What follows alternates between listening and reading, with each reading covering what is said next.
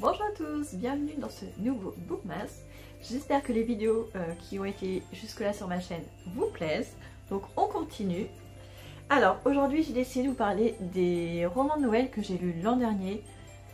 Si vous me suivez depuis un petit moment, vous savez que j'avais arrêté la lecture pendant très longtemps et j'ai repris la lecture il y a seulement 2 ans. Je crois que c'était en décembre 2021. Et donc là, il y a 2 ans à Noël, j'avais pas lu de roman Noël. J'avais lu Les 7 sœurs à ce moment-là. Et en revanche, l'année dernière, j'avais pas prévu d'en lire. Et au dernier moment, j'ai eu envie d'en lire. Et j'en ai trouvé facilement sur ma liseuse, dont une saga. Oui, on peut dire que c'est une saga de Noël.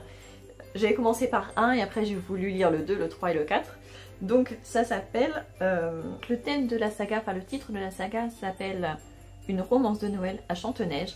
Ça se passe au Canada, donc le village de Chanteneige, je ne pense pas qu'il existe en vrai. Peut-être que je me trompe, mais je pense que c'est une invention de l'autrice. L'autrice s'appelle Shani Brooks. Et donc il y a 4 romans jusque-là, j'espère qu'elle en fera d'autres, mais on ne sait jamais. Le premier s'appelle Juste un câlin pour Noël. Ensuite on a Juste un sourire pour Noël. Ensuite Juste une maman pour Noël. Et enfin Juste de l'amour pour Noël.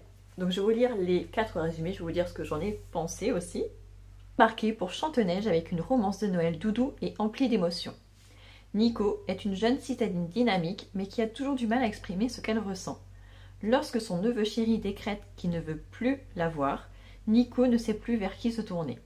Et la malédiction de Noël n'arrange rien. Nico craque devant Wael, un homme beau, insouciant mais un peu envahissant. Wael a plein d'idées pour reconquérir un jeune garçon de 9 ans et il promet d'être le faux petit ami idéal.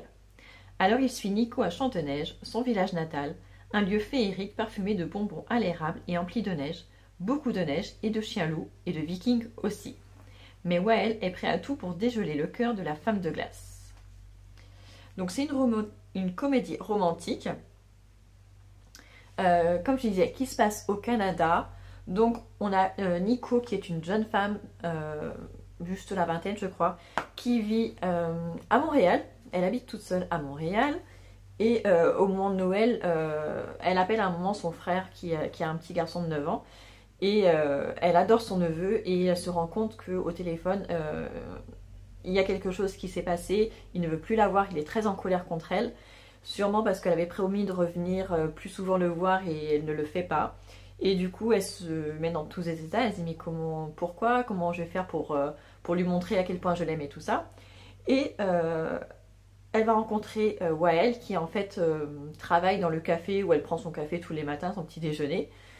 C'est quelqu'un d'hyper accueillant, chaleureux, il la trouve très jolie et tout ça. Et il va se proposer pour l'accompagner dans sa famille, se faire passer pour un petit ami. Et au début, elle dit non, c'est pas possible, et finalement, elle va finir par accepter. Et c'est une romance franchement très mignonne, très sympa.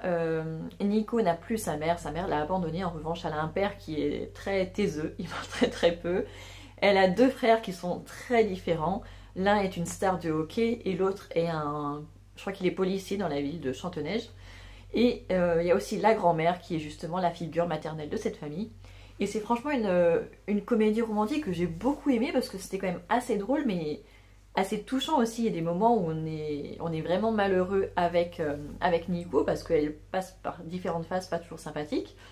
On va la voir pleurer, on va la voir rire, mais il va se passer énormément de choses. Mais même Wael qui est censé apporter de la joie, bah finalement on se rend compte que lui aussi il a ses fêlures, lui aussi il a ses faiblesses, il a ses peurs.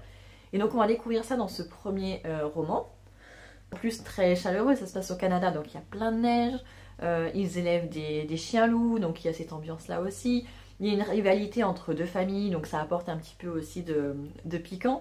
Enfin, il y a vraiment toute l'ambiance de Noël avec les chalets de Noël et les marchés de Noël. Enfin, tout est très chouette dans ce livre, donc j'ai adoré. Et du coup, après, je suis passée au deuxième qui s'appelle Un sourire pour Noël, où... là, donc, au cœur de l'histoire, ce ne sont plus Nico et Wael, mais un des frères de Nico, je ne sais plus comment il s'appelle, et je vais essayer de me souvenir quand même, je vais regarder le résumé, parce que si je ne me souviens pas des prénoms, ça va être plus dur. Dans le tome 2, on s'intéresse plutôt à Zach et Donc Zach, c'est le frère de Nico qui est une star de hockey, qui vit aussi à Montréal, si je ne me trompe pas. Et en fait, il a toujours été très amoureux de Sandra qui a vécu en même temps qu'eux. Hein. C'était une voisine, elle est dans la même ville, ils ont à peu près le même âge. Et ils ont toujours passé leur temps à se chamailler, à s'envoyer des pics, à faire comme s'ils se détestaient.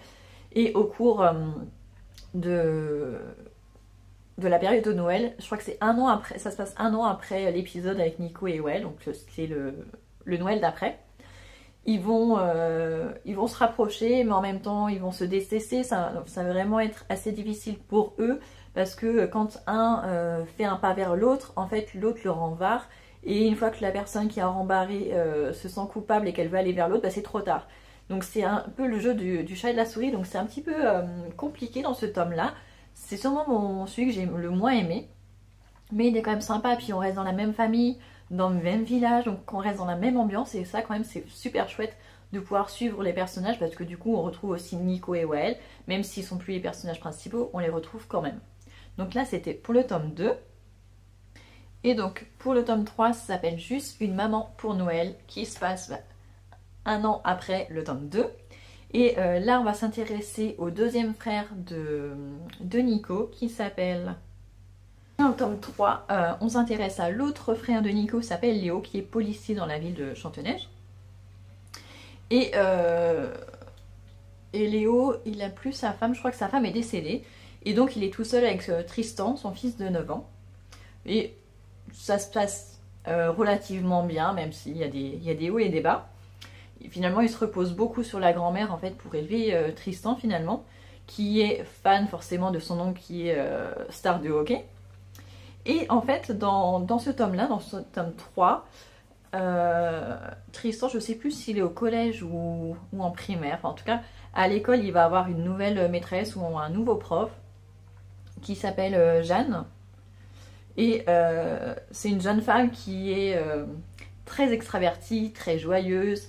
Je crois qu'elle est prof de chant ou quelque chose comme ça, ou en tout cas elle adore chanter. À la base, elle rêve d'être une chanteuse très reconnue, d'être une star. Et sa carrière n'arrive pas à décoller, et donc pour gagner de l'argent, elle donne des cours. Et donc elle va faire la connaissance de Tristan. Ça va pas se passer très bien entre eux, honnêtement. Mais au final... il va se passer quelque chose avec son papa, donc voilà, c'est une histoire de famille. Mais en tout cas, c'est pareil, c'est un tome qui a été très émouvant, autant du point de vue de Léo que du point de vue de Jeanne. C'est pareil, ça se fait pas facilement, c'est des histoires douloureuses, mais franchement toujours avec un petit côté joyeux. Et autre chose que je vous ai pas dit pour les fans enfin pour ceux qui adorent les chats, il y a une histoire de malédiction de Noël avec un chat, et c'est vraiment trop drôle. Et ça c'est dès le tome 1, mais dès le début de tome 1, et ça c'est vraiment... ça apporte la petite touche de magie, mais la petite touche aussi mignonnette. Donc voilà, c'est juste pour ne pas oublier de vous le dire. Et donc voilà, donc le tome 3, ça va se passer autour de Tristan et de son père, et aussi de la prof de chant.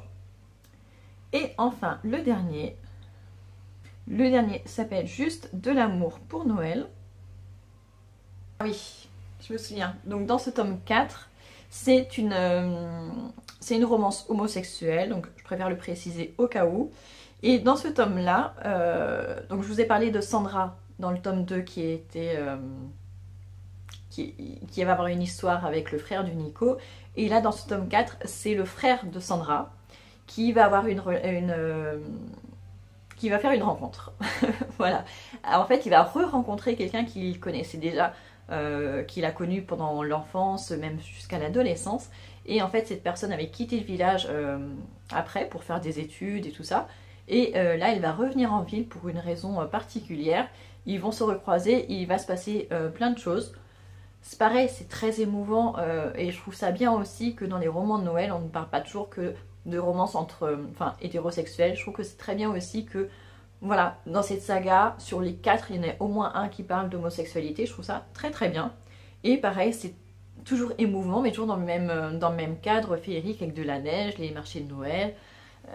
La même famille au sens un petit peu élargi, parce qu'il y a de plus en plus de personnes, donc forcément on a plus de personnages. Mais franchement c'était toujours aussi chouette. J'ai lu les 4 à la suite l'année dernière, juste avant Noël et juste après Noël. Et franchement j'avais beaucoup aimé, donc c'est pour ça que je voulais vous en parler. Parce que bah, j'ai pas beaucoup de recommandations à vous faire sur ce thème là, étant donné que j'ai été longtemps sans lire. Mais voilà, ces livres là je les ai lus l'année dernière sur ma liseuse. Et j'avais beaucoup aimé, je me dis que ça peut être sympa aussi pour vous. Voilà, j'espère que cette vidéo vous aura plu. N'hésitez pas à mettre des petits j'aime, des commentaires, parce que je vois qu'en ce moment, il n'y en a pas beaucoup, même si je fais plein de vidéos. Et n'oubliez pas que si je fais les vidéos, bah, c'est pour vous, parce que finalement, moi, ça me prend beaucoup de temps. Donc voilà, pour me faire plaisir, pour me remonter le moral, n'hésitez pas à me mettre plein de petits cœurs et plein de pouces. À très bientôt!